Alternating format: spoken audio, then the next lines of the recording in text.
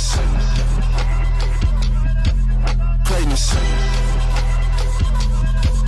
Greatness. Welcome to the Renewing the Mind podcast.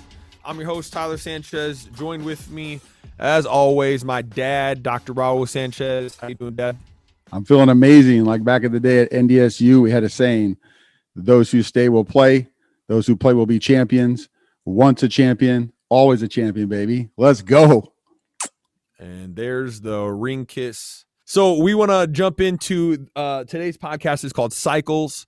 So real quick, last week we talked about healthy habits, setting a goal for 2021, and then setting healthy habits to allow you to reach that goal, which is basically just like bite-sized chunks of the goal that you then chase after.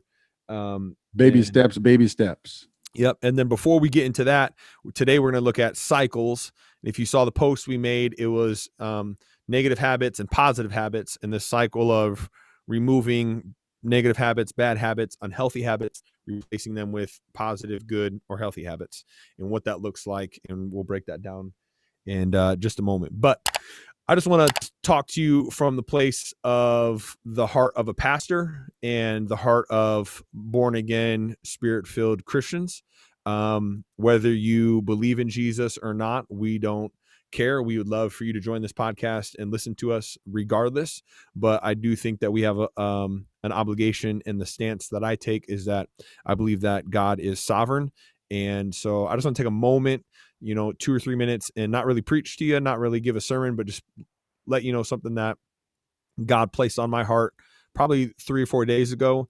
And it kind of just puts a nice bow on kind of what we're going through. It gives us a little bit of encouragement moving forward. I don't care if you're a Republican or a Democrat. I don't care if you like the government or don't like the government. I don't care if you think Biden's going to save the world or Trump was the savior of the world. I put my trust in Jesus Christ and Amen. what that looks like. And I don't think a person that we call president is going to change the world. I was in prayer last week, and God placed Romans 4:17-25. And I'm just going to read a little bit of it. And I'm reading out of the Message version because it sounds so easy. So Romans 4:17 says this: we call Abraham father, not because he got God's attention by living like a saint, but because God made something out of Abraham when he was a nobody. So it wasn't like he was crushing it and then God said, aha, you are going to be father. He was a nobody, and God said, you're going to be father in the midst of your nobodiness right now, in the midst of your nothing right now. You will be something.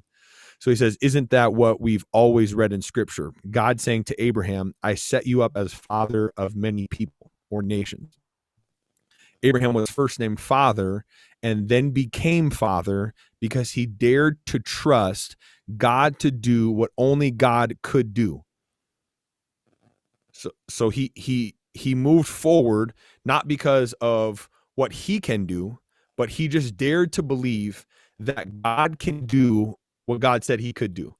That he believed that what God said was true, and he dared to trust that only what God could do.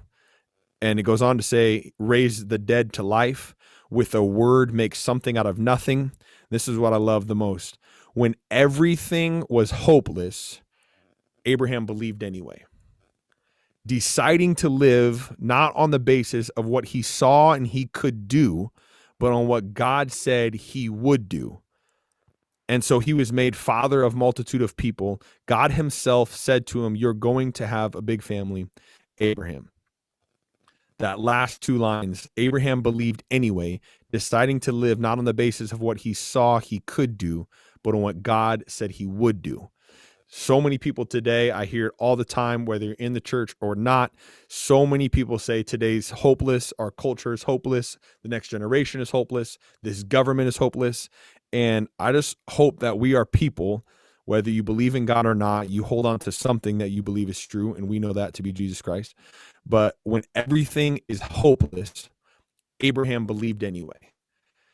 And I just want to leave you with that one challenge before we jump into cycles, and I'll tie it all together at the end of this. But I just think that in today's society, with whatever happens tomorrow, with we pray a peaceful transition of power, that in the midst of seeing things hopeless, we don't see things in the natural.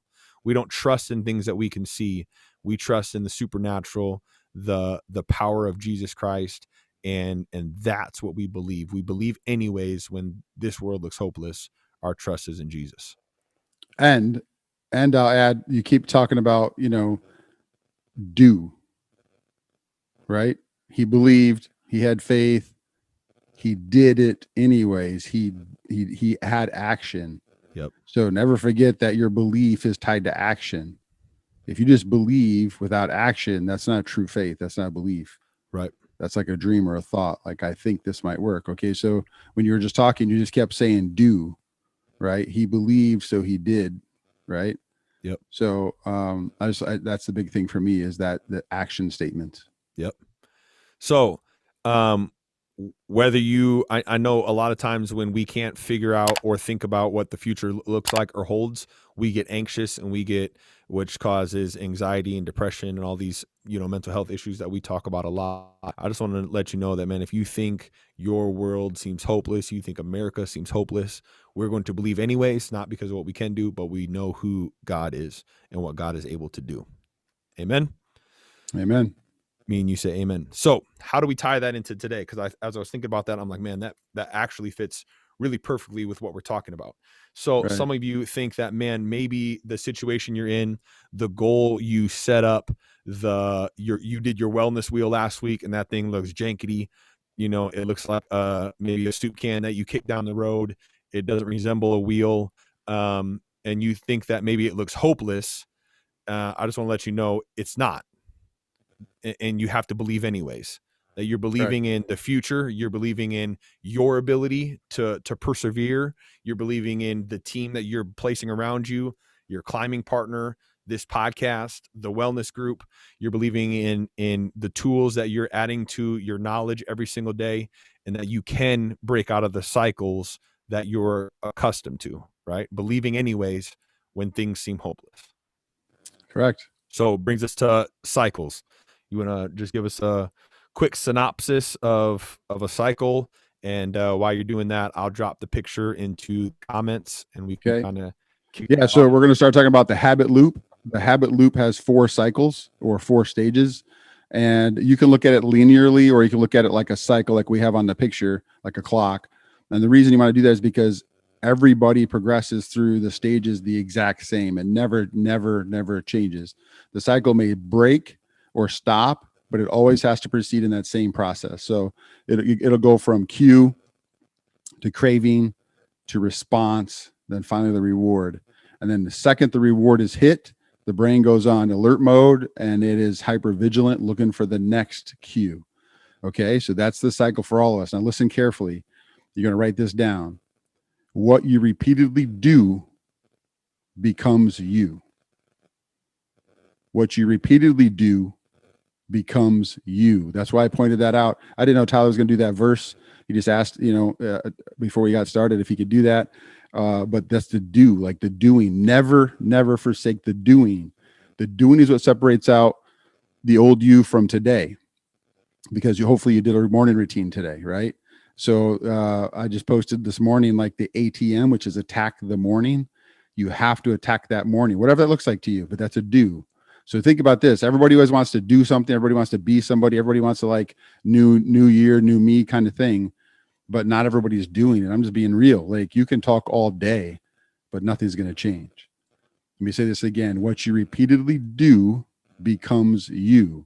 Now, the cycles can be negative. Like, okay, so I did a 90-day challenge with this unrequired deal. And and I killed it, whatever. Afterwards, like, I could stop doing it and not pick up another habit. I could not pick up another workout. A year from today, I could be, 40 pounds heavier. And everybody is like, wow, what happened to you? Like, I don't know. Well, what I started doing once in a while became every day, and every day became a habit. And that habit was who I am. So that's where I'm at now. You see what I'm saying? If I fast forward a year that way. So don't look at this as like good or bad, because we put the good or bad into the cycle. But here's the point. We say this all the time. Once, you don't know what you don't know, but once you know, you cannot unknow. So now my goal is to teach you to become aware, because once you trigger a cycle, you'll understand. Now I'll explain this to you. My boys will confirm. I have a nose for Doritos. Like, what? Yeah. Valencia will like take snacks to school because it's like a bring your lunch to school day or whatever, or snacks. And I'll come in the house, I'll just be hanging out, and I'm like, I smell Doritos. As stupid as that sounds, I'll like go to the little cupboard and look for Doritos, and I'm eating these chips. And this Valencia's like, Dad, I was saving those for tomorrow. I'm like, well, the bag was open. Everybody knows, like, don't let Dad have Doritos, because Monday Night Football and a bag of Doritos. Next thing you know, I got a brick of cheese. I got half a thing of salsa. Like, a Mountain Dew. Yeah. I got my things. And so look, I don't put Doritos in the house because that smells the cue. And next thing you know, I'm eating and I'm satisfied. Like, it's crazy to think about cycles, but here, look, once you know, you can't unknow. So I don't put them in the house. And people can say this to me, like, why don't you just be strong? And I'm like, well, I talk myself out of it because I'm like, it's just a Dorito. Come on, bro. It's a chip. Like, come on. Nobody's died ever eating Doritos. Like, I don't think you see in an obituary, like, he died of a heart attack eating a bag of Doritos. Like, I don't know. So I talk myself out of it. So if they're here, I use them. But now on a reward day, or if we're going hunting or we're going camping or we're doing whatever, sure enough, yeah, buy me a bag of Doritos. Okay. Those are simple little habit things that I want you to understand, because this can be overplayed too much. Like, oh, okay, we're talking about cocaine and addictions or something. We can't talk about that, but this is just daily habits. Like, can you wake up without hitting snooze? No. Okay. When's the last time you hit snooze? Okay. Today. When's the last time you hit snooze before that? Yesterday. Okay. We know who you are now, right? Do you see what I'm saying? Your daily actions create your habits, right? So what you repeatedly do becomes you. That's the intro. Do you want to add something, or you want me to jump into the? I was going to quickly share my screen. But let's see if we can do that. Okay, let's go for it. You think we can handle this? Hey, new learning all day, baby. Okay. Oh, let's see if that. Hey, let's go. Okay, so you should be able to see this. So this is what you're talking about. So you want to go ahead and talk over this, Dad, and I'll kind of just leave it. Just that. About. Let's go, bro. Hey, can I hire you? I think so. I think yeah, I think I am. If I could just start getting paid at some point. Yeah. Maybe, check some out. Check some out, bro. Yeah. Oh, as soon as I get my Doritos. Okay. So here's what we're at. So as you go through it, I'll just use my little you know what I'm saying, my cursor. The pointer. Dude, that's dope. I just need one of those cool little lasers. Oh, yeah, I could send it to you, but I don't know if you would be able to send it back to me. We're good. So let's just rock it this way. I'm a paper and pencil doc. So I can even, all right, here we go. I can even write on it too. Y'all ready? Y'all ready? I'm excited about this, baby. I'm so excited because, like, when we unleash people, it's just crazy to see people get unlocked. Here we go. Thank you, Jesus, for this opportunity. Here we go. Okay, so cue number 1.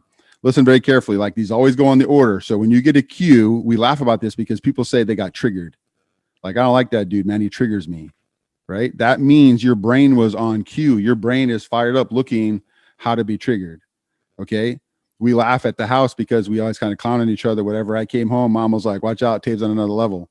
So Tavian starts to rip on me a little bit, you know, and I just let it go, just eating, just hanging out because I came home late.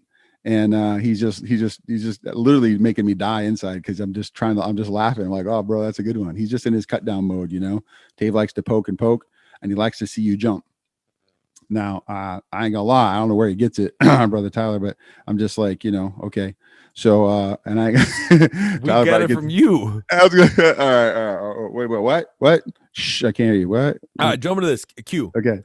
Q, listen, this is so funny to me because, like, you can trigger somebody and that's a whole loop. Watch. Tavian had a cue. I come in, I sit down, I said something nice to Stacy or something, and she laughed. And here's Tave. Tave's like, oh, don't laugh at his dumb dad jokes. And then he starts to poke me, right? He starts to trigger me. So the cue was, I made Mom laugh. The craving is, Tavy wants to get me, right? He wants to get me going. He wants to get in the flow mode, right? And then the reward is if he can get me to be mad. And if I can get mad and I say a response, then he's like, oh, doctor got smoke, blah, blah, blah. And he starts going off, right? Oh, you're real cool. I'm like, okay, it's a fun thing. It's kind of like a little cut down thing. He doesn't mean it mean, but I'm really good at just staying low. And he hangs out on that craving. He hangs out on that craving. He hangs out on that craving. And I say something, and then he's like, what do you say? And then Steve starts to laugh and he's like, I'm out of here, bro. Then he'll just walk, right? It's a fun game we play, but that's just a small little cycle. The cue is the trigger. The trigger can be internal. The trigger can be environmental, like the house. The trigger can also be physical, like somebody hits you. Okay. But the key for you is wherever you're at, you're needing stimulation. Your body's looking for a cue. Okay. And if I say so-and-so triggered me, that's kind of not true because I'm already looking for it. Okay. So now the cue predicts that there's a reward coming. So Tavian heard me make Stacy laugh and he's like, ooh, I can get that. Okay. So the cue is the trigger that signals a reward's possible. Okay. Number 2, craving. Craving immediately follows the trigger. You can't have a craving without a cue or a trigger. Okay. Now the craving is the motivational force. So I start to have energy. I start to have drive. I start to tap my foot.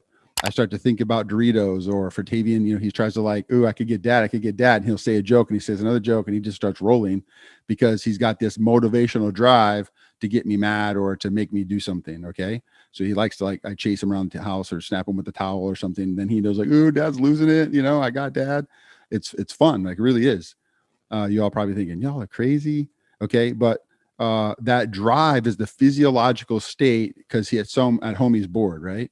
So he needs the cue. So he's looking for an emotional trigger, an environmental trigger. That craving hits, and then his physiology starts to change. He starts to have more hype. He starts to like, let's go. He starts to laugh, and he just gets going. And if you have little kids, like they'll start to just get themselves all revved up because that motivational alertness changes. So they're more alert, they're more hyped. And the reason is that craving is predicting, man, if I get my reward, I'll be more relaxed. I'll have more pleasure. I'll have more visual and physical stimulation. This is going to be dope. This is going to be awesome. Okay. So don't forget that craving is the physiological drive and you're driving to change your internal state. Okay. Response. The response is physical or emotional, or it could even be thinking, but it's in a behavior. So I can think and then do, I can feel and then do, or I just jump and do. So the response starts internal or external, and it can be feeling, but it always like culminates in the behavior. So my response is what I do. Now, the response isn't automatic, okay? Because this is really, really important. You must be capable of doing that response, okay? You must be capable of achieving the response. So now so like, okay, I'm craving Doritos. And so now I jump up and I think, okay, so can I physically drive to get some? Sure. And then here's where everybody gets knocked down. So I'm in the reward state and I'm starting to take a look at, I'm in the response state. So now I'm trying to take a look at like what I can do, what my behavior looks at. And I start to think, man, I have to drive across town. Let's say it's Sunday and I'm like, Fairway's closed. That means I got to drive to Walmart. And so now I start thinking there's more work involved. Okay. So the second I start looking for my response, I have this incredible reward state where I have to actually go, how much is the reward going to cost me? So a lot of times this little 3-4 between response and reward, people call it a response cost. How much is it going to cost me? So now I think I got to get dressed. I got to get outside. I got to go past Fairway because they're closed on a Sunday. I got to go to Walmart just to buy Doritos. Like, what if I get there and they don't have my flavor? So now right now I had to put in too much work and I go, man, I'm out. So the response doesn't always happen because if I think it's too much physical effort, I'm not in. If I think it's too much emotional effort, I'm not in. Now, here's the key. Even if I get past all that, I'm a drive past, it's winter, I'm going to get there. What if they don't have it? Now my brain says, what happened the last time all these scenarios opened up?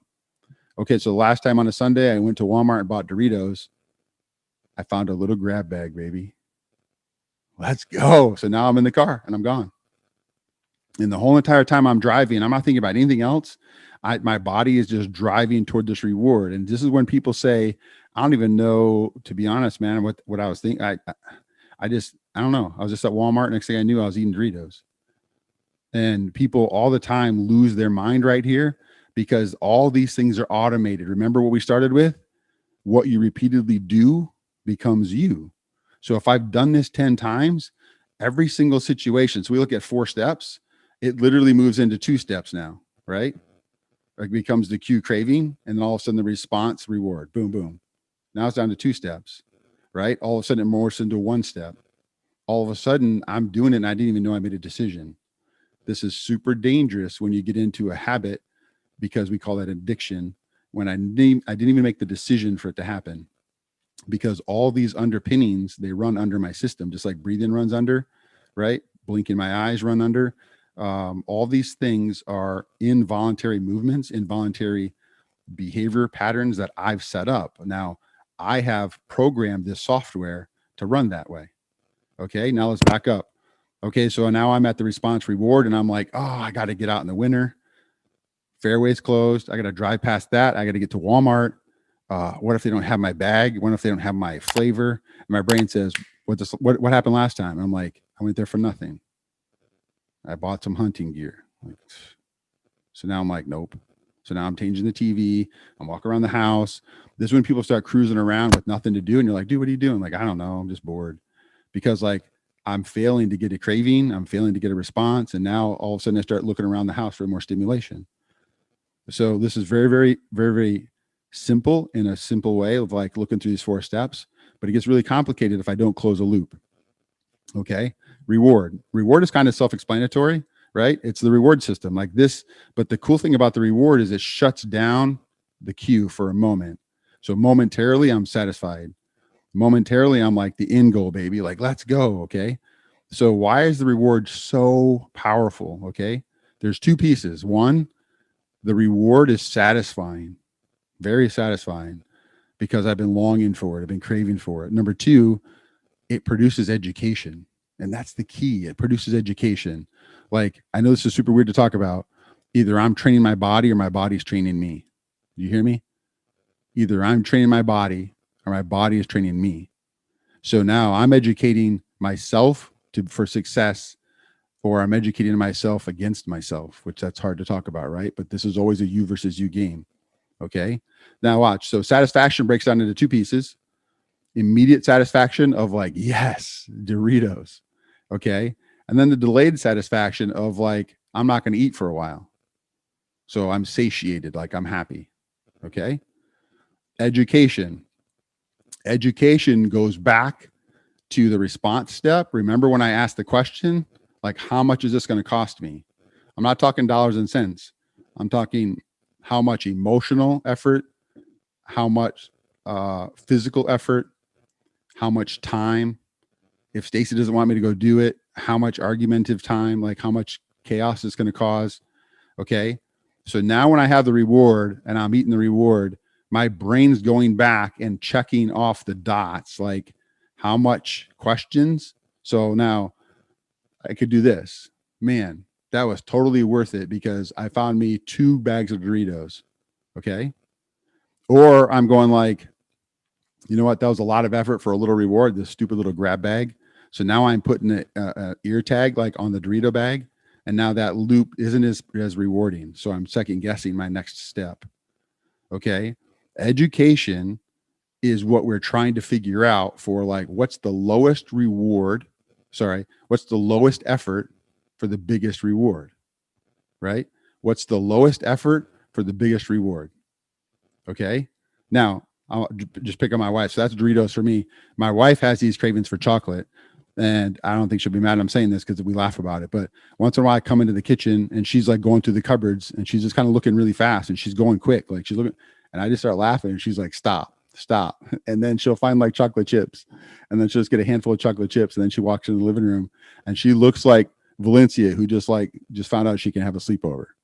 And she's like skippy, a little bouncy, looks like that, you know. I get it. Like chocolate doesn't do that for me, but salt and sugar or salty, crunchy does. So like chips. Okay. So we're all in this together. I'm not here to pick on her. I'm not, you know, it's just what I want you to understand. But now here's the crazy thing. Think about this. The lowest amount of effort for the biggest reward. How many of you don't have to raise your hand or anything, but you can comment. How many of you love Black Friday shopping? How many of you love to go to like Cabela's like I do and go to the clearance rack? I'm looking for the best reward for the lowest amount of effort. How many of you like come home and you know you're gonna get an argument with your spouse or whatever? You're like, but bruh, it's like 50% off, like clearance rack. Like, come on, you know, because we all want to show like little reward, right? Little effort, big reward. Now think about this, and this is what we have to help our kids understand. It's pretty popular at school to undermine your studying. Like, oh, you got an A? I bet you studied like 4 hours, right? Nah, man, I barely glanced at my notes. See what I'm saying? Or if you're like, dude, you killed that game. Like, what? You practice free throws like a couple hours a day? What? Man, you know you picked up a basketball last week. Quit lying. Why does everybody try to act like it's little effort and we get this giant gain? Because that's the biggest win for our brain. Okay. Here's a funny thing too. Kids come in the office and they'll be like, yeah, I know I defeated this level that's supposed to be really, really hard. And I'm like, yeah, I know that people are telling me that one level's taking like 4 hours. And I was like, dude, it took me 14 minutes. I'm like, what? Stop playing. Okay. If I back in the day, I'd just take my sock with some, a big old cushion in it, smack them in the head and be like, homie, don't play that. Homie, don't play that. Wow. Sorry. But don't do that. That's what I think. Homie, don't play that. It's a clown. You smack it. You got to be old to understand that. Okay. So that's what I wanted to tell you is like the little effort, big reward. That's why our brain goes nuts. Sweet. All right. I'm going to end this Questions? share. Yeah, we'll post this after the podcast. Yeah. And then I'll stop screen sharing this. I think everyone got the gist of the diagram. Yeah. Cue, craving, response, reward. And they have to go in that order. We'll post that. Mom commented on the thing with kind of the steps that you talked about. So if you have any questions on that, Okay. I'll stop that share. It should be back to normal now.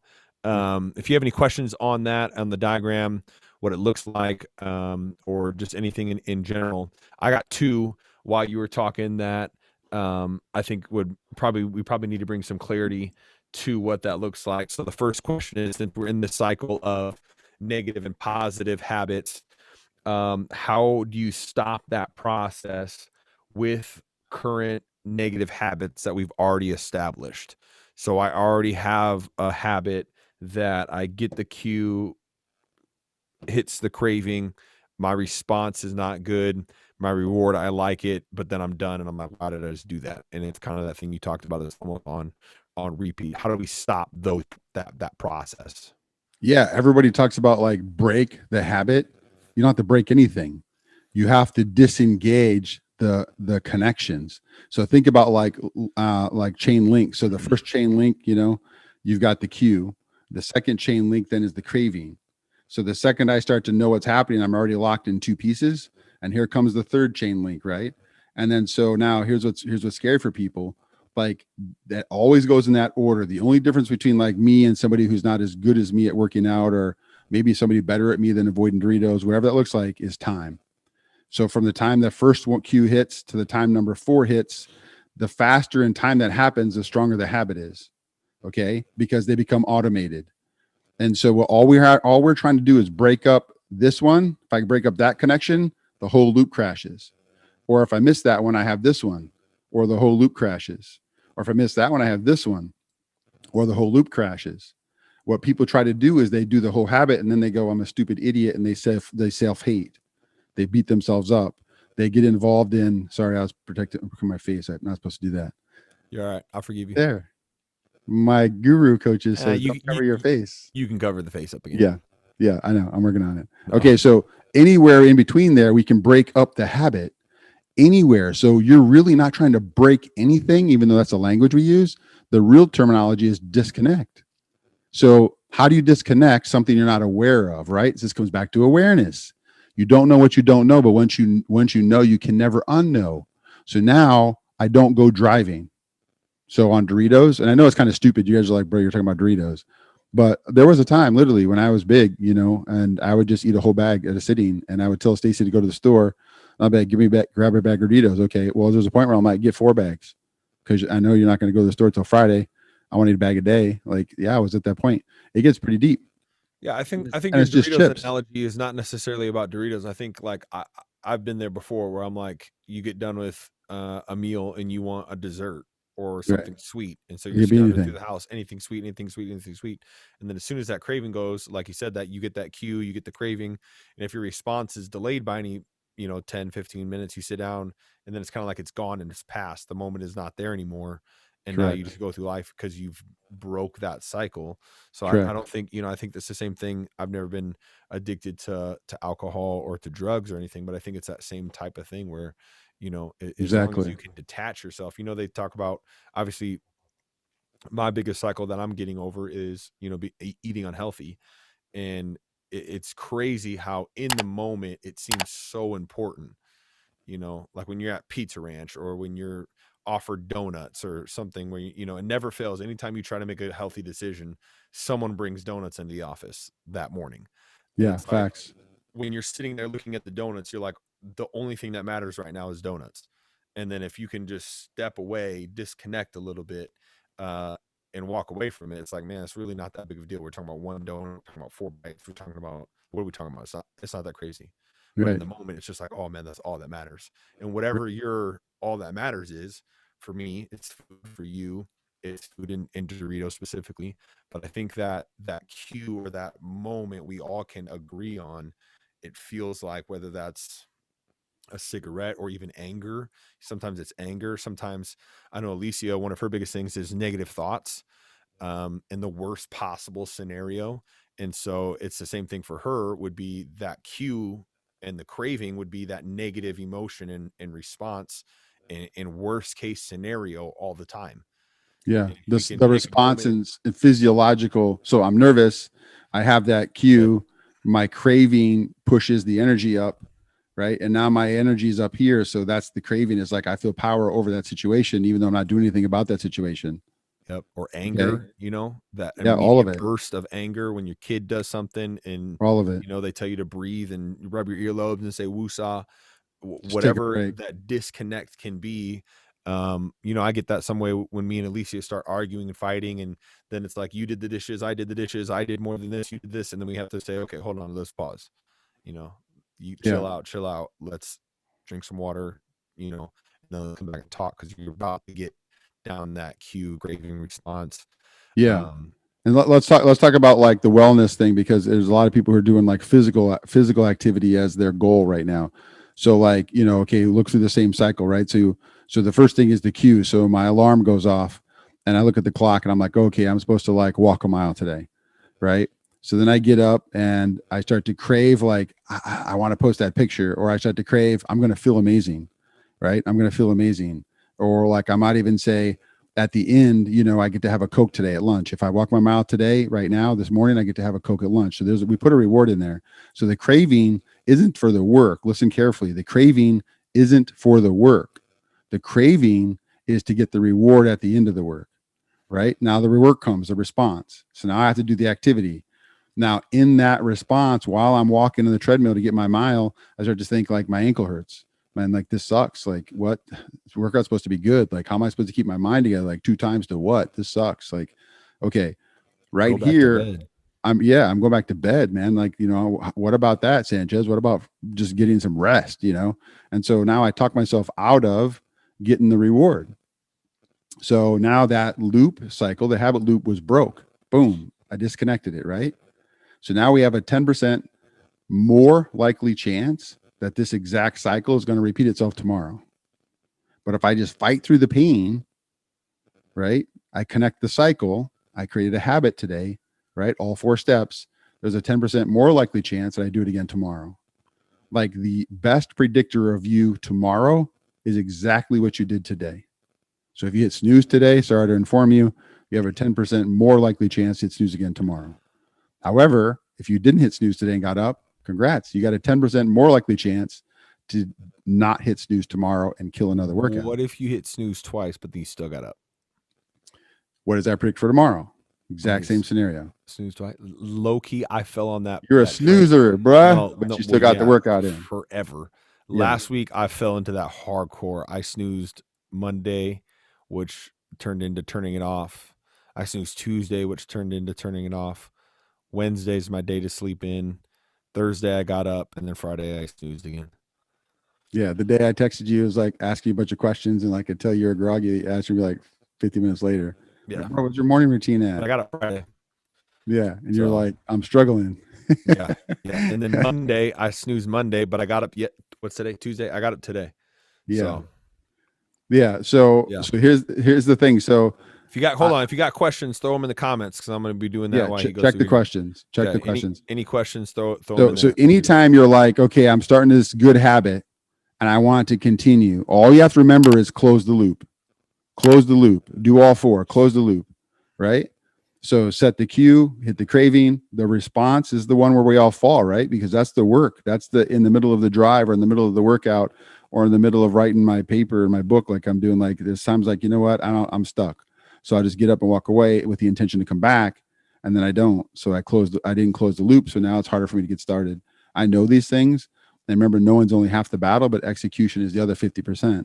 So if you execute the loop, close the loop, close the loop, now you're gaining, now you have what we call momentum, and momentum is the key for all of us, because once you have momentum, everything works in your power to keep moving. Think about this for a minute, how powerful momentum is. If I have a bad habit and I want to break it, I have momentum working against me, because the momentum with me doing nothing, the momentum is going to say that, I'm going to do it again. And I work with a lot of people who like chew tobacco and they're trying to quit.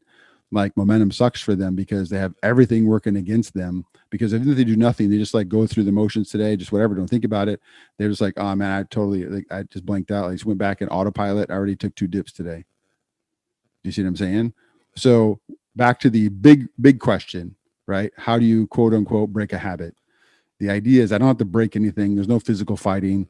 There's no like aggression. I don't have to be like pictures of a lion eating a gazelle and just like dominating life. The idea is just like, once I know I'm fiending, craving, twitching, getting motivated, getting hyper to go do something, I got to slow myself down and ask myself a question. Wait, is this a loop I want to close, or is this a loop I want to break? Yep. And once you break that loop, you have a better chance to break it again. Okay. And the Bible talks about like when you're in a struggle, there's always a way out. And if you start to look for the way out, guess what? That's a cue, right? I don't like what's happening to my heart rate. I don't like my hands sweaty. I don't like me and Stacey fighting when I think about going to do this thing. So like I start looking for a different cue. What can I do? So now I pay attention to outside external factors, and I think of a cue like I could play a video game. I could ride my bike. Like I could shoot my bow. Like I could take my dog on a walk. You start to think about anything that you can do. So all I want to do is break the loop or disrupt the loop, take a different route, and all of a sudden I chase that cue. Now, if this is positive, now that same habit loop cycle changes. So now it's a loop I want to close. So now it's really cool is every time I get in this negative habit loop, every time I get to stage 3, I'm going, oh, I'm walking Sadie. And now I start to walk Sadie. So now every time I have the trigger to do bad, I have now a cue within there built in to escape. Do you understand that? Yep. We have to positively invest in an escape route to get us out of a bad habit. Okay. Like, you all don't know me when I was a kid, but I used to punch holes in my walls. Like when we moved out and went to college, my mom moved my dartboard, which I put a big piece of wood on the wall, and then the dartboard on top of that. So dartboards, like this big. I had a huge box, a piece of wood that I screwed the dartboard into. So when she moved the dartboard and I moved the wood, she saw all the holes in my wall from just being angry. Because I just get so ticked. Instead of beating somebody up when I was already on probation, I would just go punch my walls. Like that was my habit loop, And then in order to stop doing that, that's when I started doing push-ups, started jumping rope, just trying to get out of that, build some frustration out of that. Next thing you know, when I was mad, I would go work out. So it's just interesting how these habit loops work. But just the biggest thing I want you to know is this: if you're trying to establish a positive habit loop, the number one thing that predicts failure is your goal is too big. Now, I'm not talking about shoot for the stars goal. I'm talking about your steps too small. So like if you said healthy habit, right? So like if I wanted to lose X amount of weight, or if I wanted to like run a 5K, or if I wanted to write a book, like that's a big thing. Those are all big things. So how do I break those into baby steps? So Tyler and I laugh. So my grandma Ruth, as she got older, she's taking smaller steps. And when she started to walk, her step wouldn't even pass her next foot. Called the Graham shuffle.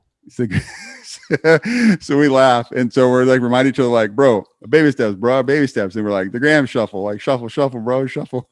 And it's a good reminder of like, that's how small your step should be. Like if this is my footprint for 1 foot, 1 shoe, my next one is going to still overlap. I'm taking baby grandma steps. Right. And I want you just to think about that, because if I have to take too big of a step, there's a high probability that I'm not going to make that response loop on. It's too big. So we're shortening that step all the way up. Now I create each small step every day. All of a sudden I have 7 days in a row. Yep.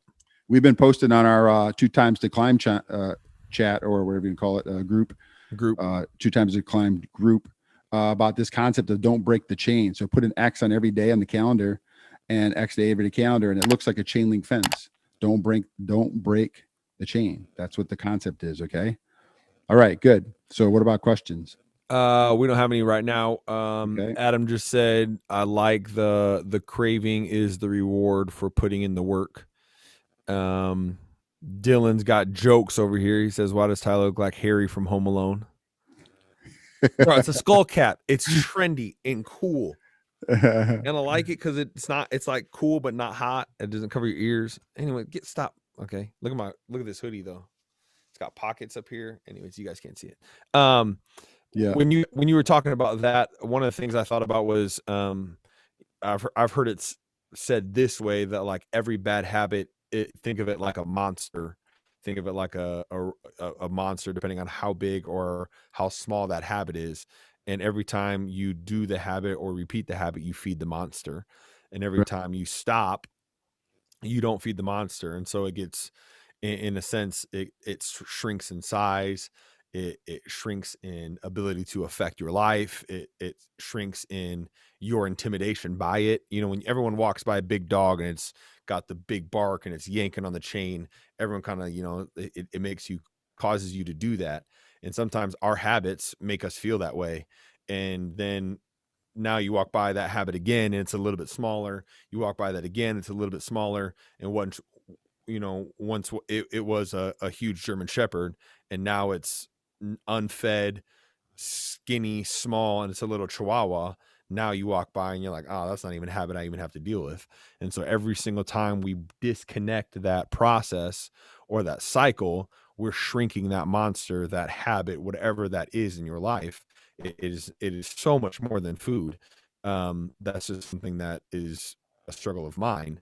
Anger, negativity, anxiety, depression, fear, saying words off the cuff. I mean, there's hundreds of things. Whatever that looks like to you, Yeah. you got to feed it less. The less you feed it, the less intimidating it becomes, the easier it is to do that. One question I have is what should be the first step? Start new positive habits or shrink out or stop old negative habits? Start new. Start new or stop old? Nope. Start new. There's no reason. There's absolute no reason to go back and replay a game that you lost. You watch the game film, you take notes, you look at your little cool bracelet called What's Awesome About That, and then we move on to the next game. Next game, next game, next game, next game. Everybody tries to say like, I just don't know how to get over this. I'm like, well, is it in your way? Yeah. Okay. What's it stopping you from doing? Well, I just feel bad about it.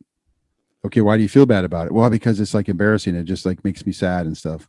Okay. Well, tell me your new goal. It's going this way. Why are we going this way to fix an old thing when I can just be going this way and start something new? Right. So your question is start new, because the fastest way to end an old habit is to stop feeding it. So watch, if I have a craving and I don't get to the reward, I starved the craving.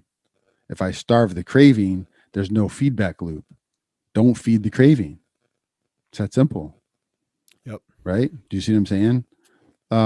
It's one of those things like, okay, so I'm going to talk about something kind of sensitive, but probably back 2004, 2002, maybe in that range, like cell phones were just coming out. That's when I had the same cell phone as Michael Jordan, and y'all were always picking on me because I was like, thought I was the bomb, whatever. No, we didn't pick on you. Yeah. You saw Michael Jordan in a Sports Center clip with it on a tip, and you started jumping up and down like you won the lottery. Yeah. So that was the same person.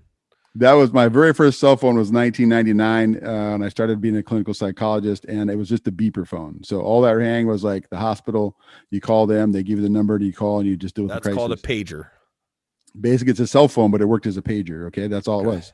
So the next year I get my cell phone, and then all of a sudden everybody starts, I'm just going to be real, but like people would start to text you or send you little links. and you just like look at it or click on it, whatever, and it would be something bad. And then so like the rest of the day, my head has this craving, this little cue, like go check that out. And I'm like, nah, it's not probably not healthy. And they're like, hey, don't open this up in the office. So I'm like, okay. So then I'd go to the gym or something and open up privately, and it'd just be a dirty picture or something stupid. And then like I would feel guilty about it, right? And so there's these little pieces where I would just like open it up and I would see the link, whatever, and I would just sit there. And I thought I should just delete the link, don't even look at it. But I don't know why, but I would just leave it on my phone, like, let me fight it a little bit more. And the longer I fought it, the more likely I was to click on the link. Okay.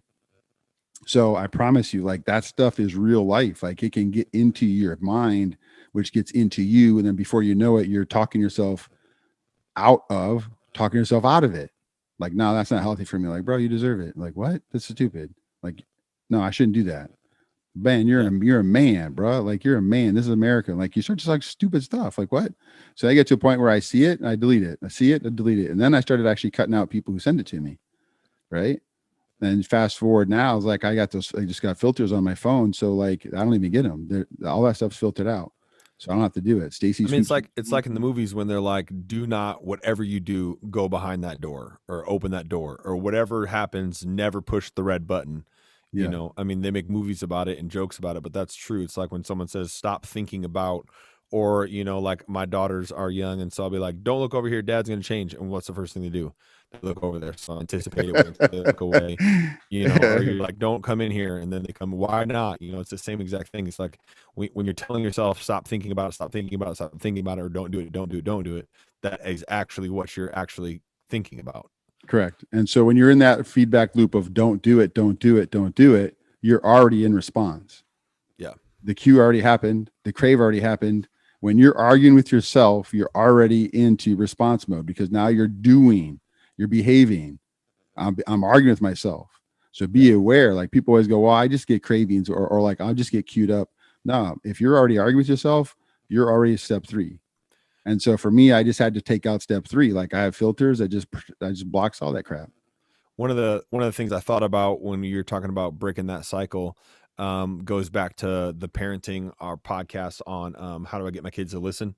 Yes. And when we're talking about, you know, you'll be talking to a kid and you'll be telling them something to do. And then you're like, Stella, did you hear me? And then she's like, huh?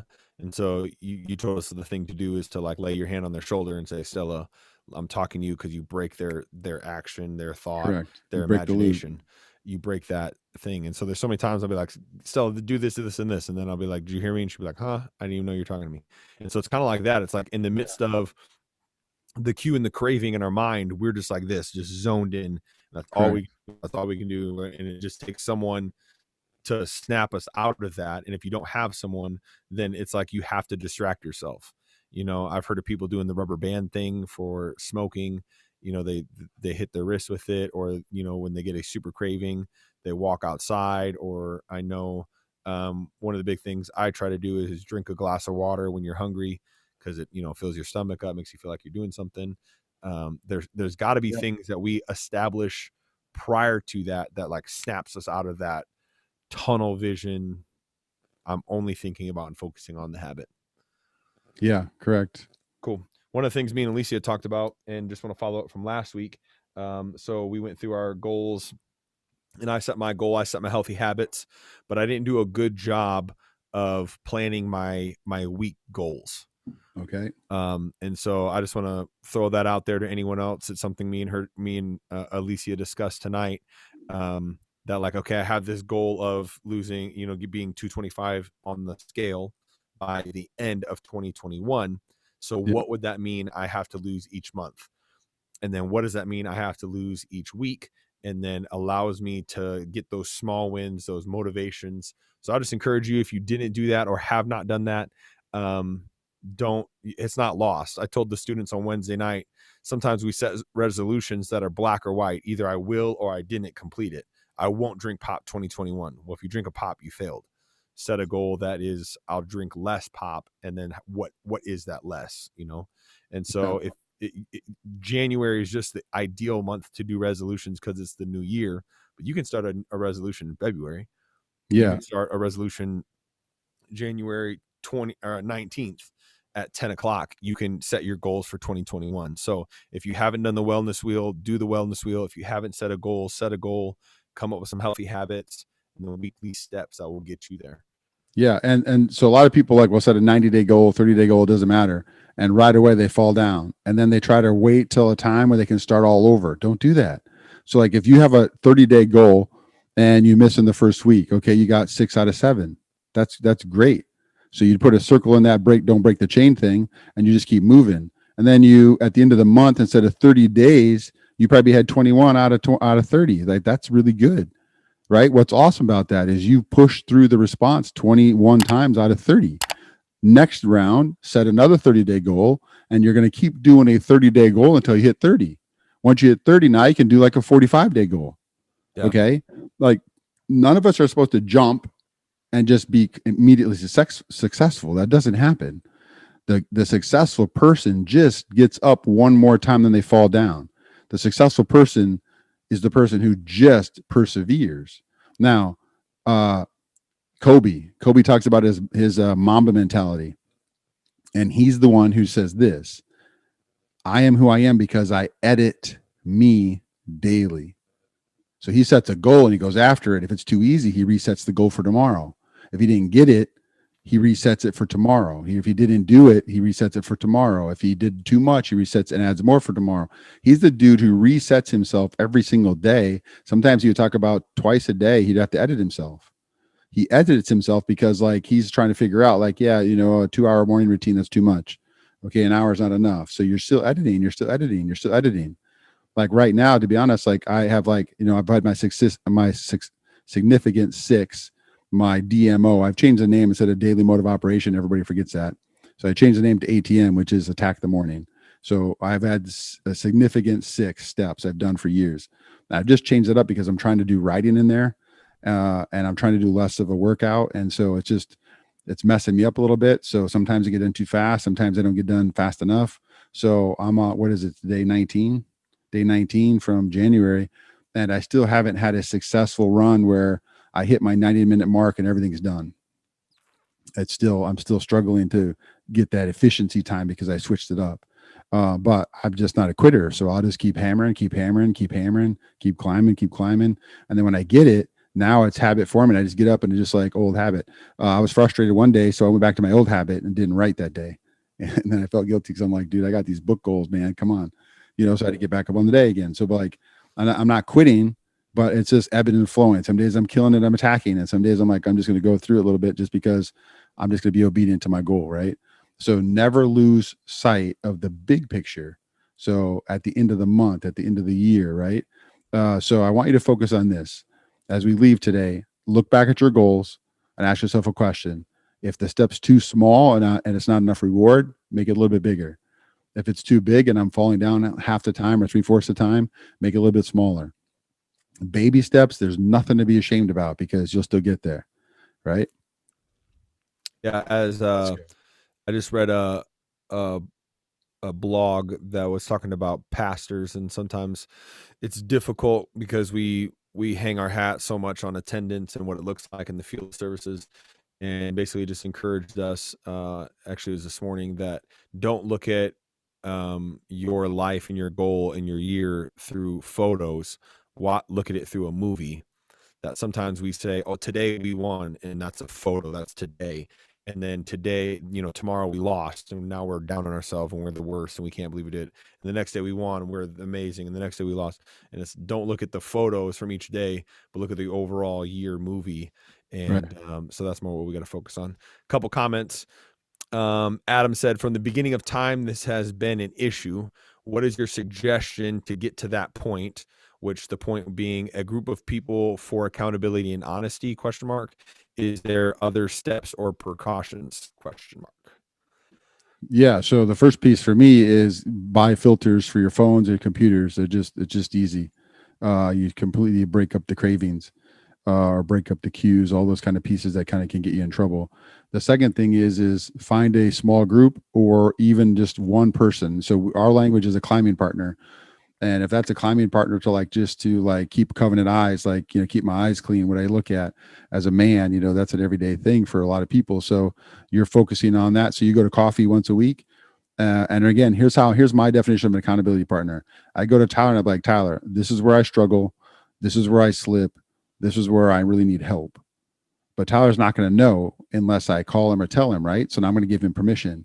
I'm going to give you permission to call me twice a week. And all I need to do is ask me this quick question.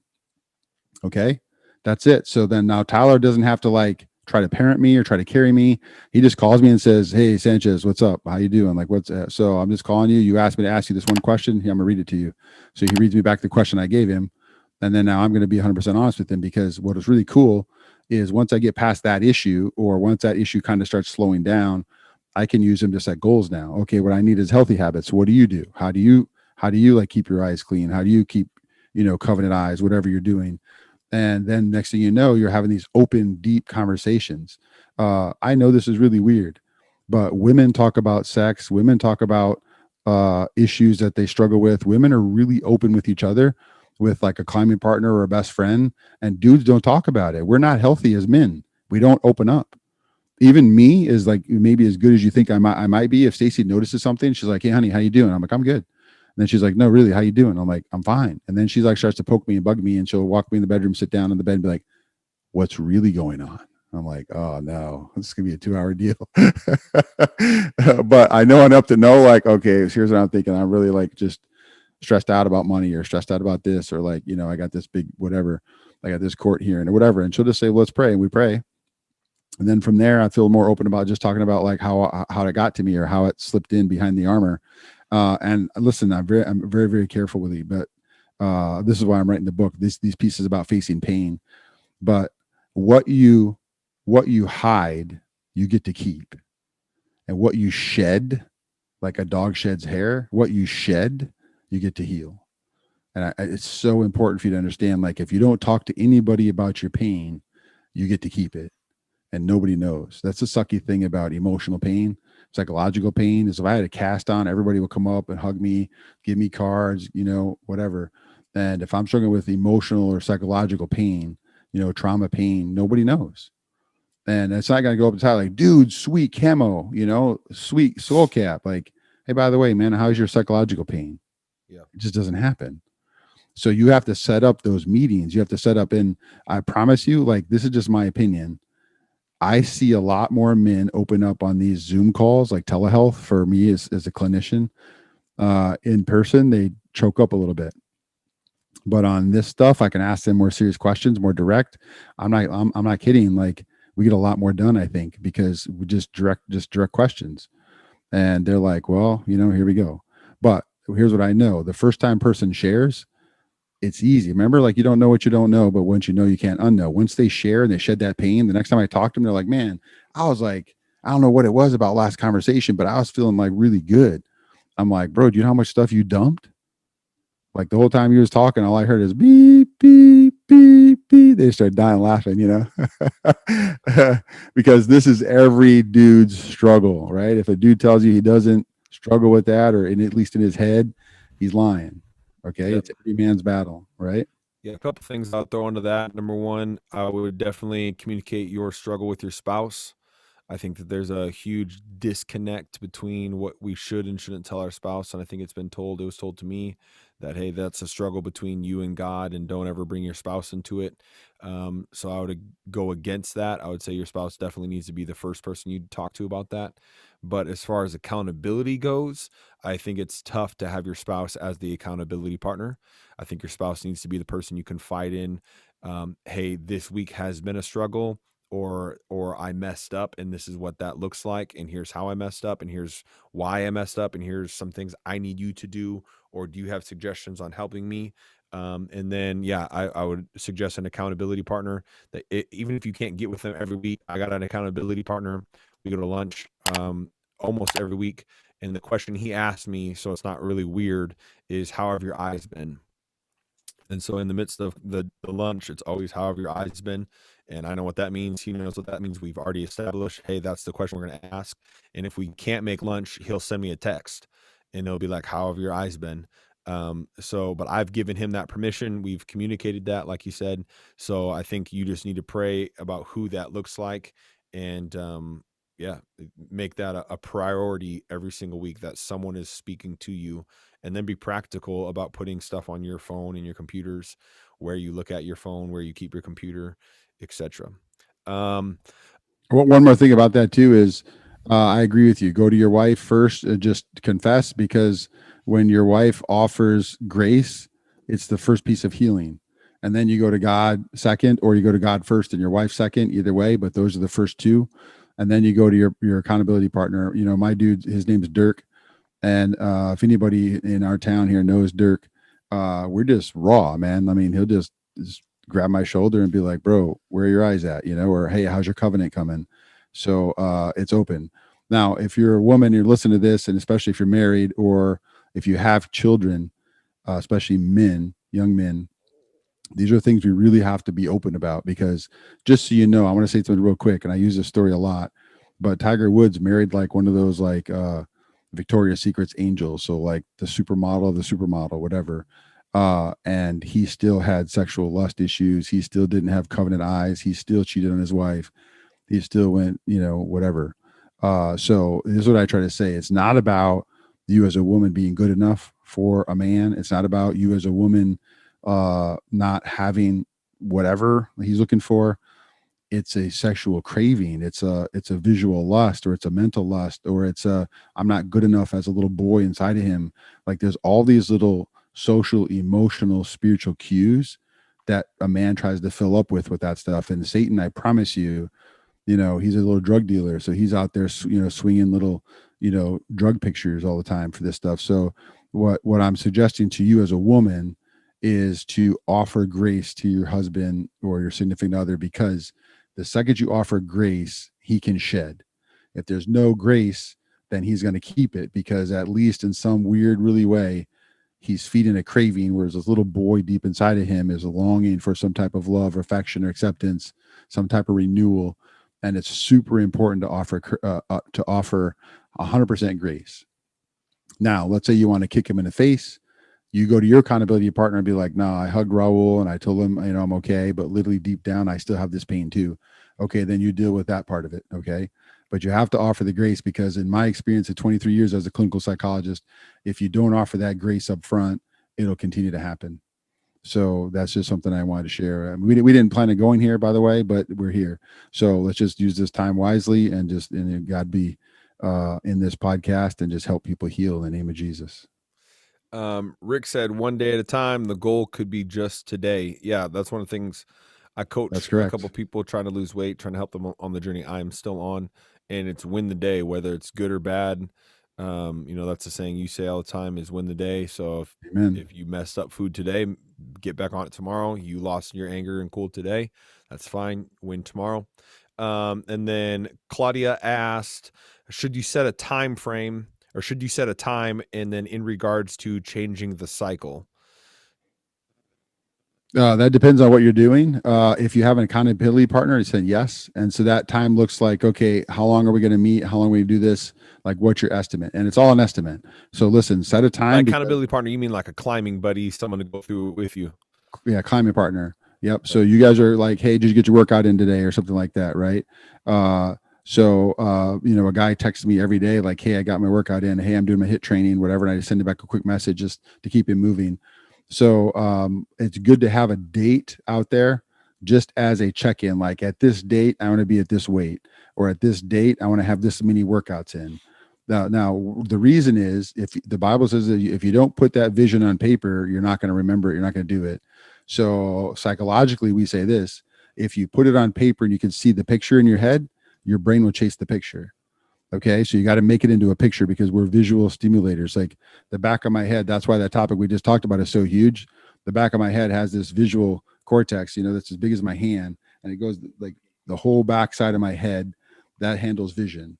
So if I can make it into a vision, I'm more likely to go get it. So quick answer for you: yes, set a time, but don't hold yourself to it. That's just like a mile marker. Got it. Like it. Sweet. We got no other comments. And awesome. I think that's it. Any last thoughts, comments? No, I think that was good. Sweet. I think that was good. So last bit, just to summarize it up, if you got negative habits, you need to break that that loop. You need to break that cycle. However, Disconnect you the can loop. figure, Disconnect the loop. Yeah, disconnect the loop, break the cycle, give Yep. yourself a moment, a step away, take a break, figure out something else, do something else, break that cycle. And if you are wanting to form positive habits, you have to complete the cycle. You have to complete and connect the loop, going through all 4 stages, ending with the reward, and then start something new. Let's not focus on the negative. Let's not focus on the bad or what we think is bad, and strive to be positive in our habits and our healthy habits, and then let the healthy habits and the positive habits just squeeze out and stop feeding the negative. Correct. Sweet. All right. Amen. Amen. Just remember, there's 2 times to be great: when you feel like it and when you don't. We love you. Peace. I had to realize what's inside of me. For all of the people that lied to me, for all of the people that said I would fall off. Oh, boy, what a time to be alive. I wrote this for everyone, feel like they counted out. You need to look in the mirror and tell yourself.